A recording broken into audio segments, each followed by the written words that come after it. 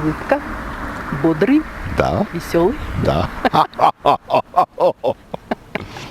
Фигаро! Bravo, bravissimo, Abro, Figaro, bravo, bravissimo, fortunatissimo, fortunatissimo, fortunatissimo, per verità. Abro, Figaro, bravo, bravissimo, Abro, Figaro, bravo, bravissimo, fortunatissimo, fortunatissimo, fortunatissimo, per verità. Добрый день, дорогие друзья!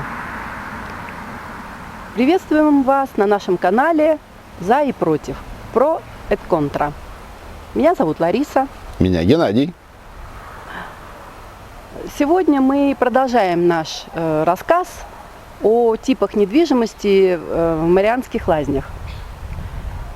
Сейчас начнем, пожалуй, с самого привлекательного вида недвижимости в городе. Это дома вилловой части.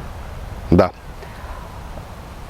Что вот, Геннадий, расскажите нам, пожалуйста, что привлекательного в этом типе домов? Про. И контра. Но потом поговорим против, Хорошо. если есть такие. Привлекательная часть. Безусловно, это мечта каждого покупателя жить на курорте минеральных вод в собственном красивом особняке, вилле, доме. Дома вилловой части, как правило, расположены очень удачно. Большая часть их находится на юге Марианских лазнях, в парковой зоне, рядом с Нижним парком, с источниками Фердинанд, Рудольф, Антоничков Прамин. То есть локализация, локализация, локализация. У большей части этих домов усадебные, привилловые участки, что тоже является большим плюсом. Следующий плюс, что дома не старые. Как правило, вилловая часть застраивалась 100 лет назад. Во многих из этих домов очень неплохое техническое состояние. Возможно, часть домов уже подошла даже полную реконструкцию. Где-то проведена частичная реконструкция. То есть характерной особенностью этих домов является очень неплохое техническое состояние. Очень удобно они расположены еще с точки зрения расположения рядом магазинов, школ, инфраструктуры, спортивных сооружений. Я уже упомянул о источниках минеральных вод, о парках, скверах. Это очень обжитая часть Марианских лазней. Здесь находиться приятно, комфортно, много зелени, тихо, нет большого количества машин, при этом хорошая транспортная доступность. Учитывая, что дома это частные, либо это может быть дома с небольшим количеством собственников, там от 3 до 5 до 8 собственников, достаточно места для паркования и достаточно места там для отдыха и релакса. Это плюсы. Ну, а минусы вообще есть они? Минусы, в этом типе недвижимости? Минусы Или есть. один большой? Нет, минусы есть, к сожалению. Минусы касаются тех домов, в которых не проведена реконструкция. И в которых, например, так же, как мы рассказывали о старом фонде, например, нарушена гидроизоляция и не сделан дренаж. Это очень весомый минус, потому что если в большом доме коллективно можно собрать деньги на реконструкцию, на частичную там, или на полную, то в доме, где 2, 3, 5 там, или 8 собственников, набрать сумму достаточно сложно. Чего бы это ни касалось. И реконструкция коммуникаций, и реконструкция дренажа, и замена кровли. Здесь, как правило, перекрытия деревянные. То есть это серьезные суммы, и собственникам набрать деньги на это достаточно сложно. Поэтому при покупке такого дома нужно, конечно, обращать внимание на его техническое состояние. Это, безусловно, минус. Второй минус для тех, кто любит жить индивидуально, это вот дома, где несколько собственников. Если в большом доме наличие соседей не так сказывается, вы растворяетесь в большом количестве соседей, и не так это мешает вашей жизни. Ну и человек уже готов к тому, что у него будет в многоквартирном доме, будет достаточное количество соседей. Да, то здесь вы можете столкнуться с ситуацией, что соседей всего там 2-3, но отношения, что называется, не сложились. Причем вы можете въехать, купить квартиру в доме, где уже напряженная ситуация между соседями. Они, например, не хотят создавать общество собственников, не ведут какую-то деятельность по реконструкции совместную. Ну, что называется, отношения не сложились. И если добавляется еще там один игрок, это может ухудшить ситуацию. Конечно, возможно и улучшение. Мы были в такой ситуации. Мы купили 2 квартиры как раз в доме вилловой части, где всего кроме нас было 3 собственника, 8 квартир. И ситуация там была напряженная. То есть мы это говорим не просто, это не пустые слова. Мы это все пережили. В нашей ситуации все закончилось благополучно. Мы смогли договориться с соседями, как-то их организовать.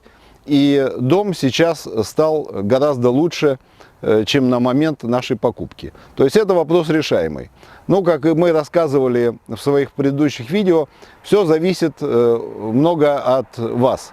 Если вы не знаете чешского языка, если вы не хотите его учить, то договориться будет крайне сложно. Чехи не знают никаких языков, большинство, особенно чехи в возрасте. И если вы не говорите на чешском языке, то шансов, конечно, очень мало. Имейте это в виду. А так, в общем, не могу. Наверное, из минусов. Ну, еще не забудь сказать, из минусов все-таки цена. Уже забыл. Об этом я предпочел забыть. Безусловно, это самая дорогая недвижимость в Марианских Лазнях. Только с ней может сравниться квартиры какие-то элитные в домах после реконструкции. Частично может, ну хотя я думаю, все равно дом вилловой части стоит дороже. Да. То есть это серьезное капиталовложение, но оно стоит того. Это как в центре Парижа. Больше таких домов не будет. Здесь мест под застройку частных домов нету просто от слова совсем. Ну, наверное, на этом достаточно. Перемещаемся сейчас к следующим нашим объектам. Поедем к объектам панельные дома и дома кооперативные. Поехали. Поехали. Сейчас мы переместились к следующему типу жилья в Марианках. Это квартиры в панельных домах. То есть это панельные дома. Геннадий, вот поведайте нам плюсы, про и контра минусы этих панельных домов, этого типа жилья. То есть за и против. За и против. Охотно. Панельные дома в Марианских Лазнях занимают достаточно весомое место. Их не так мало. И они популярны у чехов и нравятся нам. Объясню почему. То есть за. Они построены не так давно. Это примерно 50 лет назад. Не старые. В хорошем техническом состоянии. Дома ухожены. Здесь в основном живут чехи. В домах функционирует товарищество собственников жилья, есть правление. они утеплены, то есть большая часть домов утеплена. Дома очень теплые, и отопление у них организовано от города центральное. Оно сегодня самое дешевое. Ваши затраты на отопление будут оптимальны. В этих домах большей частью уже поменены окна, то есть пластиковые окна, пластиковые входные двери, новые крыши, часто новые лифты. В хорошем состоянии, в очень хорошем состоянии подъезды, большая придомовая территория, нет проблемы с паркованием. По моему мнению, это одно из лучших предложений в Чехии, в Марианских Лазнях, это квартира в панельном доме. Еще один плюс – цена. Цены на панельные дома невысокие. Квартиру 60 метров в очень хорошем состоянии после реконструкции можно купить из расчета 2000 евро за метр. Какие же минусы против? Минусы тоже есть. Главный минус, он в самом названии панель. Это железобетонная конструкция и звукоизоляция в этих домах, мягко говоря, не идеальная. Но это особенность строительного метода. Да. И есть еще один весомый, но победимый. Это ванные комнаты и туалеты. Здесь они построены во всех панельных домах без исключения. Вы можете посетить одну квартиру в панельном доме в Марианских Лазнях, и у вас будет полное представление обо всем жилом фонде, о панельном, не только в Марианских Лазнях, но и в Чехии. Это умакаторовое ядро по-чешски. Это пластиковая конструкция, которая в себя включает ванное помещение, как правило, с ванной, и туалет. Ну, прям вставляется Она монтируется в квартире как отдельным блоком. Это очень неудобное сооружение по многим причинам. Это пластик с небольшим утеплителем внутри, на него ничего не повесишь, к нему ничего не прислонить, не приклеить плитку и так далее. То есть это, в общем, большая проблема, но она, к счастью, решаема, учитывая, что это ядро, оно легко возводимое, оно также легко снимаемое. То есть его можно демонтировать, построить, как многие делают по плану реконструкции, реконструируют эту ванну, построить из того же итонга стены, привести их в нормальный вид, в цивилизованный, внутри поклеить кафель, поставить современную душевую кабину. И надо сказать, что многие квартиры в панельных домах уже реконструированы. И в результате этого остается один минус. То есть этот минус с ядром можно решить. Со звукоизоляцией, я тоже думаю, что вопрос возможно решить. Мы в одной из своих квартир решили этот вопрос. Есть строительное решение. Оно, правда, забирает какую-то площадь. Не очень значительную, но забирает. Мы построили вторую стену, чтобы улучшить звукоизоляцию. Это примерно 20 сантиметров площади на длину стены. После этого звукоизоляция стала настолько качественная, что мы специально работали с перфоратором. И в другом помещении Лара слушала, слышно ли, как я работаю перфоратором. Не слышно. То есть это тоже вопрос решаемый. Кроме этого, я забыл упомянуть важный плюс. Это возможность инвестиций в панельные дома. То есть эта инвестиция, по моему мнению, очень выгодная. Учитывая, что стоимость разумная. Не только даже по мнению, а исходя из опыта. Да, мы активно сдаем эти квартиры в долгосрочную аренду. Это выгодно, это стабильный, консервативный доход. Панельные дома не падают в цене никогда, они только растут. Пусть они не так значительно растут, но это тенденция, они растут. арендные ставки растут. Это очень выгодная инвестиция. Очень вам рекомендую об этом задуматься. Ну что, наверное, на этом для обзора достаточно. Да, Если пора какие-то- перемещаться на последний на сегодня вид. Мгм. Это кооперативные. Кооперативные дома, кооперативные квартиры в кооперативных домах. Поехали. Поехали. Ну и последний пункт нашей сегодняшней программы, нашего сегодняшнего видео, это дома с кооперативными квартирами.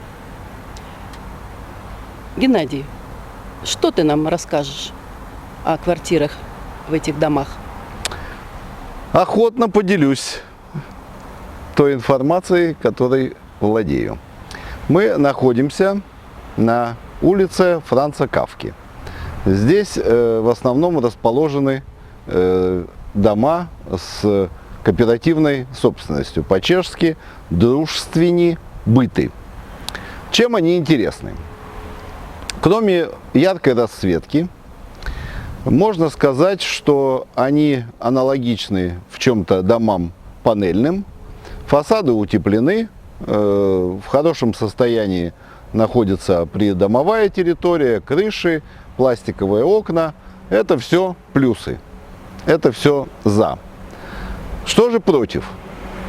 Непросвещенному зрителю не понять. А самый главный отрицательный момент этих квартир и этих домов – это право собственности. Кооперативная собственность в Чехии имеет свои нюансы. Если вы станете счастливым обладателем такой квартиры, у вас появляются определенные правовые последствия.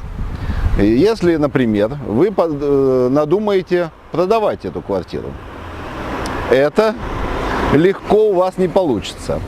По нашим законам вы должны вначале предложить свою квартиру жителям вашего дома. Так как у вас нет права собственности на квартиру, у вас есть только право собственности на пай, то есть на долю, которая не конкретизирована. Чисто формально вы живете в определенной квартире. Это может быть прописано в становах, что за вами она закреплена. Что такое станов? Становы – это устав собственников жилья. Это внутренний документ, который иногда регистрируется на кадастре, но тем не менее это формальное прикрепление квартиры. Если собственники откажутся добровольно приобретать вашу квартиру, нужно их согласие на продажу этой квартиры. Они могут этого согласия и не дать. То есть не захотят, чтобы у них появились другие соседи. Это такой правовой казус, с которым достаточно сложно бороться. Кроме этого, если вы, например, надумаете сдавать это жилье в краткосрочную либо долгосрочную аренду, те же прелести вас ожидают. Причем в этом случае шансов у вас совсем мало. Никаким образом вы не сможете заставить собственников вашего дома согласиться на это. И таким образом вы не будете иметь права на сдачу этой квартиры в наем. Ну да, представить. Самое удивительное, что несмотря на вот эти все чудеса, квартиры в этих домах продаются без скидок. То есть обычная цена без всякого дисконта. Для этого уровня жилья. Да, и эти дома, вот, Франц Кафки, это окраины нашего города.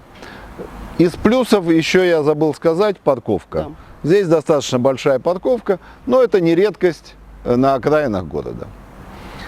Ну, на этом, наверное, об этом типе жилья достаточно в нашем обзоре. В принципе, наверное, мы в этом видео заканчиваем обзор видов жилья в Марианских Лазнях. На этом мы с вами прощаемся. До свидания. Смотрите наше видео, подписывайтесь на наш канал, ставьте лайки. Мы будем знать, что не зря делаем свою работу. До новых видео. До свидания. Пока.